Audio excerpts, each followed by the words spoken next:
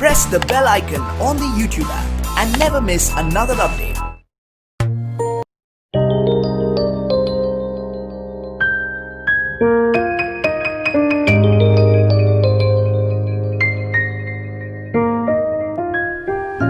Hello student, मैं जितेश जोगी फिर आया हूँ अपनी नया चैप्टर, नई क्लास। अपना चैप्टर है 7th का 7 नंबर का, जिसके अंदर हम पढ़ेंगे एसी थ्योरी, मतलब प्रत्यावर्ती धारा सिद्धांत। तो आज हम अपना नया चैप्टर स्टार्ट कर रहे हैं, उसकी नई क्लास स्टार्ट कर रहे हैं। तो एसी थ्योरी के अंदर हम पढ़ेंगे कि एसी धारा क्या होती है, इसके गुण क्या क्या होते हैं। तो इसके अंदर इसके जो निम्न पद है प्रत्यावर्ती धारा सिद्धांत के जो पद है, जैसे पीक मान कौन सा हुआ, पीक वैल्यू कौन सी हुई, आरएमएस मान कौन सा, पीक फैक्टर मान कौन सा हुआ, शुद्ध प्रेरकीय परिपथ कौन सा हुआ, शुद्ध धारितीय परिपथ, तो ये सब हम इसके अंदर पढ़ेंगे। तो आज अपना पहला ही क्लास है, उसका पहला टॉपिक मैं आपको बता रहा हूँ कि एसी थ्योरी का परिचय क्या क्या होता है। तो सबसे पहले मैं बात करूं एसी विद्युत धारा की, अल्टरनेटिंग करंट की, प्रत्यावर्ती धारा सिद्धांत की। तो वह विद्युत धारा जो समय के साथ निरंतर दिशा में परिवर्तित होती रहती है, वह कहलाती है प्रत्यावर्ती विद्युत धारा। तो अब इसके अंतर्गत बात करेंगे कि हम, ये तो इंट्रोडक्शन हो गया। तो इसके अंदर और बात करूं तो आज के युग में, वर्तमान समय में प्रत्येक देश में विद्युत धारा के द्वारा ही अपनी आपूर्ति, अपनी पूर्ण जो संपूर्णता जो विद्युत धारा है वो एसी से ही प्राप्त की जा रही है। तो अब ये इसका इंट्रोडक्शन हो गया। तो अब हम इसका थोड़ा आपको बता रहे हैं लिख के कि इसके अंदर क्या क्या होता है। तो साथ साथ आप पढ़ते रहिए, नोट करते रहिए और कुछ समझते रहिए। तो आप सभी स्टूडेंट का अपने YouTube चैनल पर मैं स्वागत करता हूँ। मैं जितेश जोगी लेके आया हूँ नई क्लास, तो थोड़ा ध्यान से पढ़िएगा, बहुत ही इम्पोर्टेंट है अपने आने वाले सेमेस्टर में, या कहूँ मैं अपनी जितनी भी प्रकार की जॉबें हैं, जितनी भी कंपटीशन एग्जाम है, उन सब में ये सबसे इम्पोर्टेंट लेसन है। तो थोड़ा ध्यान से पढ़िएगा।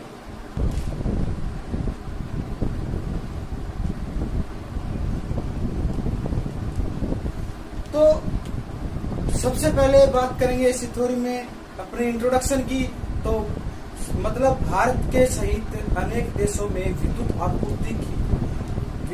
आपूर्ति जो है वो प्रत्यावर्ती धारा, मतलब अल्टरनेटिंग करंट, या कहूँ मैं एसी विद्युत धारा के द्वारा ही किया जा रहा है। लेकिन जो डीसी सप्लाई है वो भी काम में ली जाती है। इलेक्ट्रॉनिक उपकरणों में उसका एक अलग महत्व है। उसके बाद में अपना जो टॉपिक है वो है विद्युत धारा के प्रकार। तो बता दिया था, फिर दोबारा बता रहे हैं। विद्युत धारा जो होती है वो 2 प्रकार की होती है। नंबर 1 है प्रत्यावर्ती धारा, दूसरी है दिष्ट धारा, जिसे बोलते हैं डीसी, एसी और डीसी। अब बात करते हैं एसी की कि एसी विद्युत धारा क्या होती है। तो बता देते हैं कि वह विद्युत धारा जो समय के साथ निरंतर दिशा में परिवर्तित होती रहती है, उसे कहते हैं विद्युत धारा। कौन सी? प्रत्यावर्ती। और जो नियत चलती रहती है, मतलब जो समय के साथ दिशा में परिवर्तित नहीं होती, उसे बोलते हैं दिष्ट धारा, जिसे बोलते हैं डायरेक्ट करंट, डीसी सप्लाई। ठीक है, तो अब हम एक एक इसकी समझ रहे हैं, तो थोड़ा ध्यान से देखिए।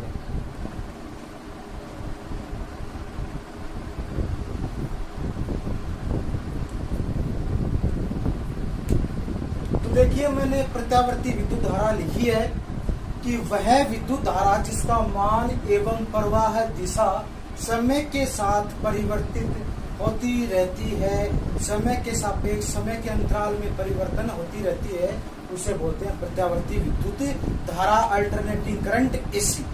अब जो एसी है उसके मैंने तरंग रूप बताए हैं। तो देखो, पहला है ज्या तरंग, दूसरा है स्क्वायर तरंग, जिसे बोलते हैं वर्गाकार तरंग, एंड नेक्स्ट है जो अपनी वो है आरादंत, या बोलते हैं साटूथ तरंग।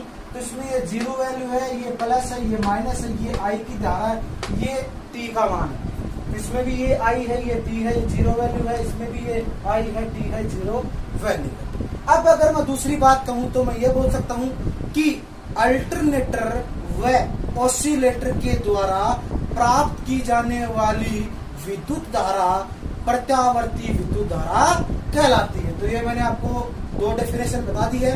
तो इसमें से आप कोई भी एक याद कर सकते हैं या दोनों भी कर सकते हैं। इसके वर्ग जो तरंग के रूप हैं वो मैंने बता दिए।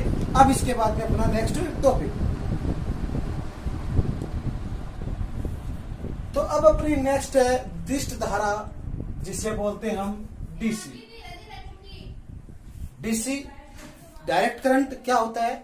वह विद्युत धारा जिसका मान एवं प्रवाह दिशा समय के सापेक्ष परिवर्तन नहीं होते हैं, या मैं कहूं वह विद्युत धारा जिसका मान व प्रवाह दिशा समय के सापेक्ष नियत रहते हैं, उसे बोलते हैं दिष्ट धारा, डायरेक्ट करंट, डीसी विद्युत धारा। या मैं कह दूं कि बैटरी, डायनामो, जनरेटर इत्यादि द्वारा प्राप्त करने वाली या प्राप्त की जाने वाली विद्युत धारा डीसी विद्युत धारा कहलाती है। अब इसके जो मैंने वेक्टर डायग्राम है जो मैंने दिखाया आपको ज्या तरंग, देखो ये है जैसे शुद्ध डीसी, ये इसका टी का मान, ये आई का मान, ये जीरो वैल्यू, ये प्लस, ये माइनस। ये है परिवर्तन वेरिएबल डीसी, ये है पल्स सेटिंग डीसी। तो मतलब समय के सापेक्ष नियत है। अब इसका जो प्रयोग है वो है अपनी बैटरी चार्जिंग में, विद्युत लेपन में, विद्युत शोधन में इत्यादि रूपों में डीसी का प्रयोग किया जाता है। अब इसके बाद में अपना नेक्स्ट टॉपिक, तो अपना नेक्स्ट टॉपिक था वो था डीसी की अपेक्षा एसी के गुण, मतलब एसी क्या गुण क्या क्या होते हैं, एसी के गुण, डीसी की अपेक्षा एसी के क्या क्या गुण होते हैं। तो समझिए, नंबर 1 है निम्न लागत पर पारेषण, मतलब एसी विद्युत सप्लाई को लाइनों में पारेषण करते वक्त मतलब कम लागत कम खर्च की आवश्यकता पड़ती है, जबकि डीसी को अधिक आवश्यकता पड़ती है। नंबर 2 है उच्च वोल्टेज पर उत्पादन, मतलब उच्च वोल्टेज पर इसकी जो उत्पादन की बात कर रहे हैं तो एसी जो है वो 33 केवी 33,000 वोल्टेज तक एसी का उत्पादन किया जा सकता है। तब जो अपनी डीसी सप्लाई है उसका उत्पादन केवल 650 वोल्टेज तक ही किया जा सकता है। नंबर 3 की बात करें तो वह सरल वोल्टेज परिवर्तन, तो एसी विद्युत धारा को है वो एक स्थैतिक ट्रांसफार्मर के द्वारा उच्च वोल्टेज को कम और कम वोल्टेज को अधिक में परिवर्तन करने के लिए ट्रांसफार्मर के द्वारा आसानी से परिवर्तित किया जा सकता है। जबकि जो अपना डीसी है वो बहुत ही कम होती है, ठीक है। दूसरी बात है होती है लेकिन बहुत कम होती है रोटरी बूस्टर के द्वारा। नंबर नेक्स्ट है सरल उपकरण संरचना, एसी की जो संरचना है उपकरणों की वो बहुत ही सरल सुगमता प्रदान करने वाले संरचना होती है, किसकी बजाय डीसी की बजाय। डीसी जो मोटर है उनकी संरचना मतलब कठिन होती है और एसी की आसान तरीके से बनावट की जाती है। नेक्स्ट है सरलता से डीसी में परिवर्तन, जो अपना एसी विद्युत धारा है उसको आसानी से डीसी में परिवर्तित किया जा सकता है, किसके द्वारा? रेक्टिफायर के द्वारा। एससीआर की बात करें जिसे बोलते हैं सिलिकॉन कंट्रोल्ड रेक्टिफायर, तो सिलिकॉन कंट्रोल्ड रेक्टिफायर के द्वारा आसानी से डीसी में परिवर्तित किया जा सकता है। तो ये हो गए डीसी की अपेक्षा एसी के गुण। अब पढ़ेंगे अवगुण, तो ध्यान से देखिएगा।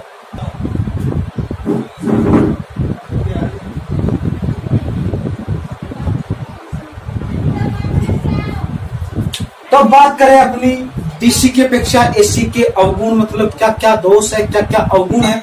तो बात कर रहे हैं नंबर 1 की बात करेंगे तो सीमित चुंबकीय प्रभाव, मतलब एसी में है चुंबकीय प्रभाव जो है वो सीमित ही होता है। क्यों? क्योंकि जो एसी विद्युत धारा है वो निरंतर परिवर्तन होने वाली विद्युत धारा है, इसलिए इसके अंदर विद्युत चुंबक नहीं बनाए जा सकते, क्योंकि इसमें चुंबकीय प्रभाव जो होता है वो सीमित होता है। नंबर 2 की बात करें उच्च परावैद्युत सामर्थ्य वाले अचालक की आवश्यकता।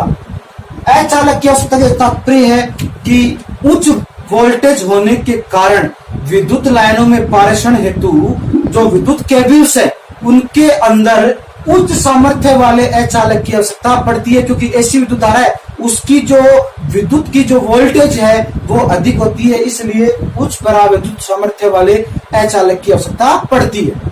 नंबर नेक्स्ट है भू संयोजन की आवश्यकता। भू संयोजन की आवश्यकता से तात्पर्य है कि एसी में कार्य में लिए जाने वाले प्रत्येक उपकरण, प्रत्येक मशीनरी को अर्थ करना अति आवश्यक होता है, क्योंकि मशीन और मानव की सुरक्षा हेतु इसलिए हमें क्या करना पड़ता है, अर्थ ग्राउंड करना पड़ता है। नंबर नेक्स्ट है, इसके अन्य अवगुण क्या क्या है। तो अन्य अवगुण है कि एसी विद्युत धारा के द्वारा हम बैटरी चार्जिंग नहीं कर सकते, विद्युत लेपन नहीं कर सकते, जो विद्युत शोधन है, धातु शोधन है वो नहीं कर सकते, इत्यादि कार्य नहीं किए जा सकते। तो ये हो गया अपने अवगुण। अब इसके बाद में अपना नेक्स्ट टॉपिक है, तो अपना नेक्स्ट जो टॉपिक है वो टर्म्स रिलेटेड टू एसी, मतलब एसी संबंधित कुछ महत्वपूर्ण पद है, कुछ महत्वपूर्ण परिभाषाएं हैं। तो वो क्या क्या है, तो उसमें से नंबर 1 अपना स्टार्ट होती है जा तरंग, साइन वेव्स। जा तरंग किसे कहते हैं, ध्यान से सुनिएगा।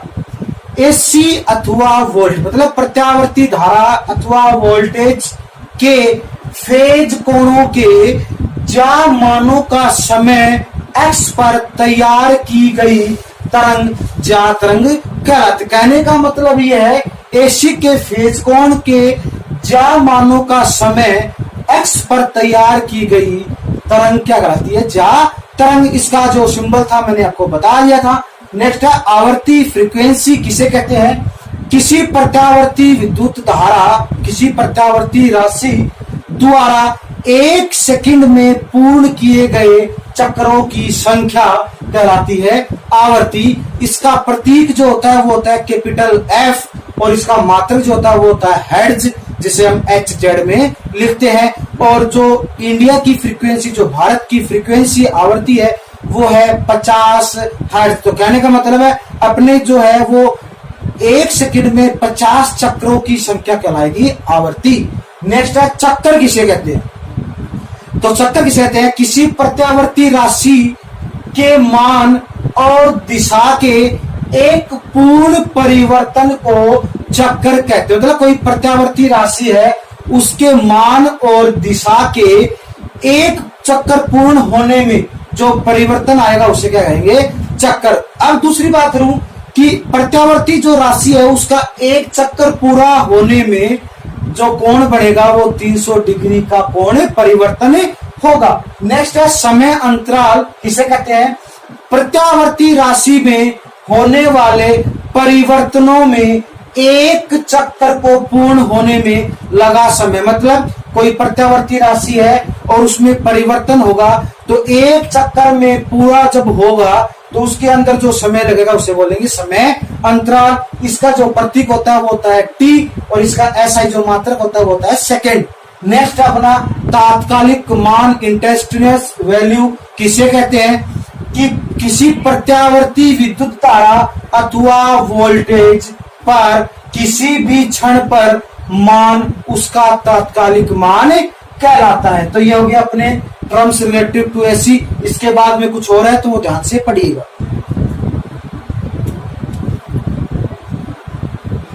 तो अब अपना जो नेक्स्ट जो पद है वो क्या क्या है, तो उसमें नेक्स्ट अपना आयाम जिसे बोलते हैं एम्पलीट्यूड क्या होता है, कि किसी प्रत्यावर्ती विद्युत धारा अथवा वोल्टेज का धन तथा ऋण दिशा में माध्य स्तर के सापेक्ष अधिकतम मान आयाम कहलाता है। नंबर नेक्स्ट है शिखर मान किसे कहते हैं, पीक वैल्यू, कि किसी प्रत्यावर्ती विद्युत धारा का अथवा वोल्टेज का धन तथा ऋण दिशा में अधिकतम मान ही उसका शिखर मान कहलाता है।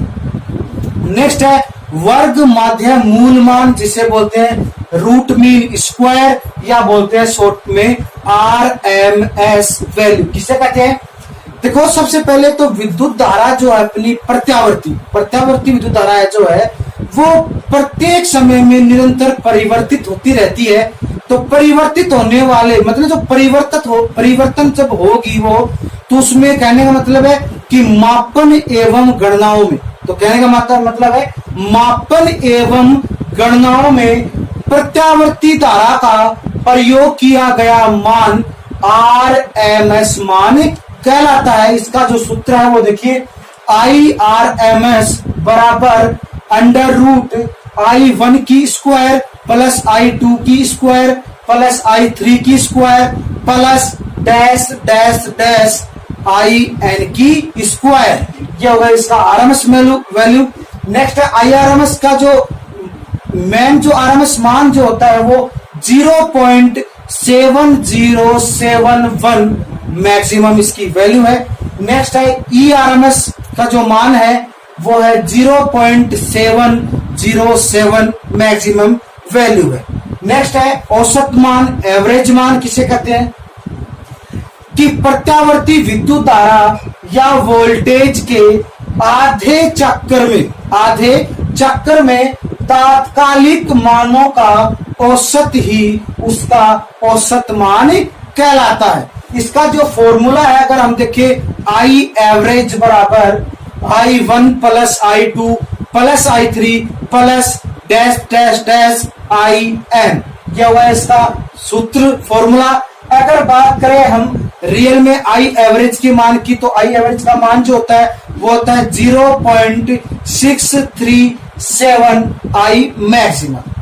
अगर जो अपना वोल्टेज की बात करें E एवरेज की, तो वो होता है 0.37 मैक्सिमम। तो ये हो गया अपने ये मान। अब इसके बाद में अपने इसी में ही नेक्स्ट जो मान है वो ध्यान से देखिएगा।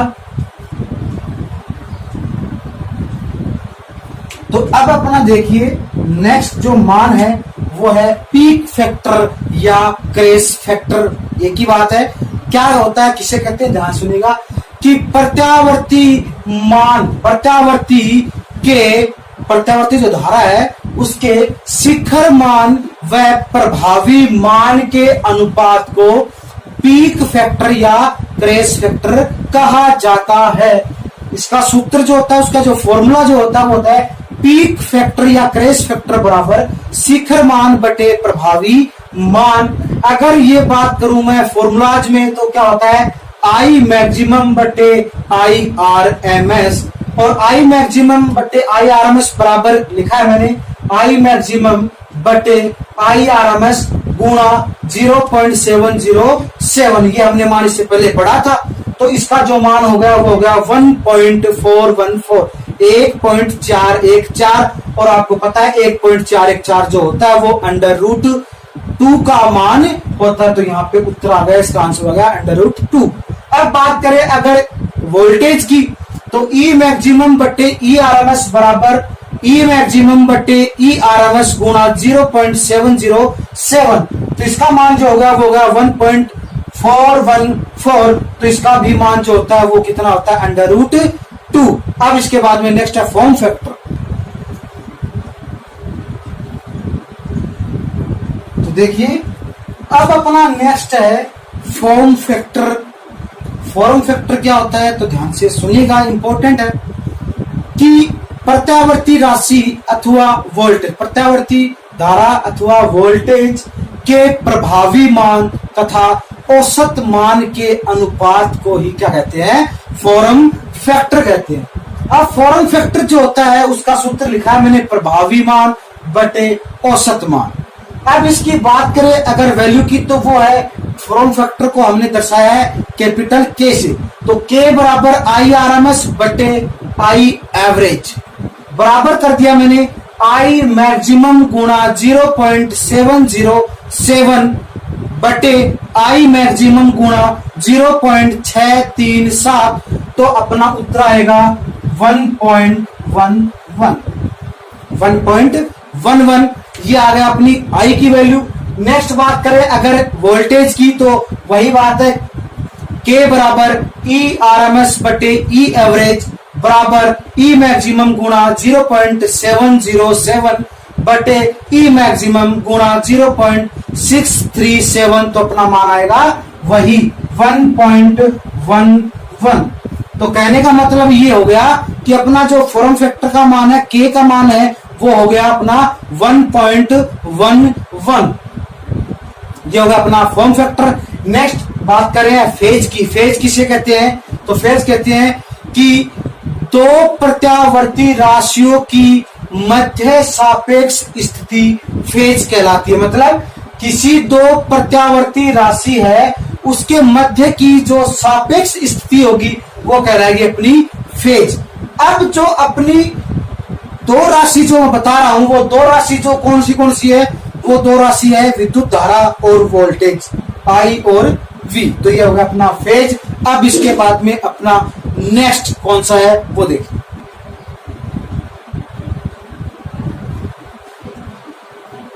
तो अब अपना नेक्स्ट जो टॉपिक है वो है इन फेज।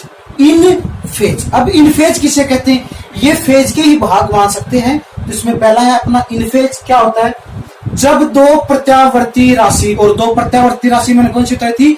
विद्युत धारा व वोल्टेज। जब दो प्रत्यावर्ती राशि, कहने का मतलब है कि विद्युत धारा वोल्टेज साथ साथ घटती बढ़ती हुई, मतलब घटती बढ़ती हुई अब एक ही समय पर अपने शिखर मान पर पहुंचती है। मतलब दो प्रत्यावर्ती राशि वोल्टेज एवं विद्युत धारा एक साथ घटती बढ़ती हुई अपने शिखर मान पर पहुंचती है, तो उसे कहते हैं इन फेज। तो मैंने वेक्टर डायग्राम बनाया है।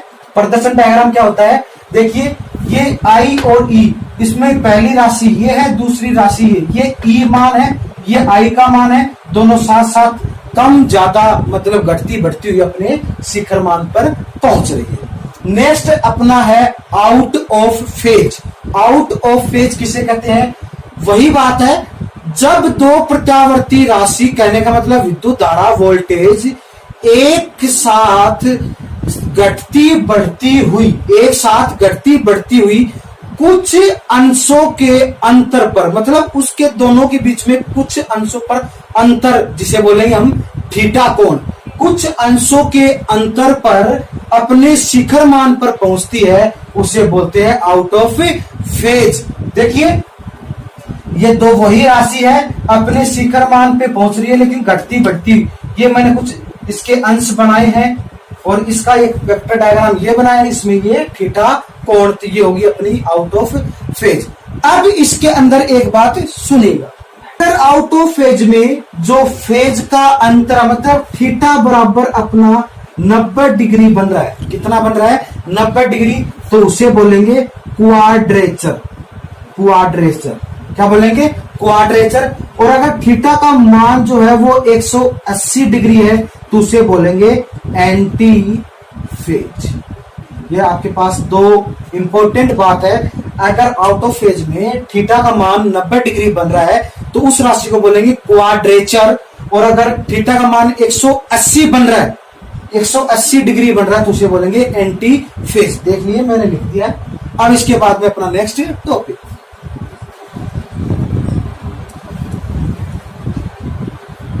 तो अपना नेक्स्ट टॉपिक है कलांतर, जिसे बोलते हैं फेज डिफरेंस। कला का अंतर, फेजों का अंतर किसे कहते हैं?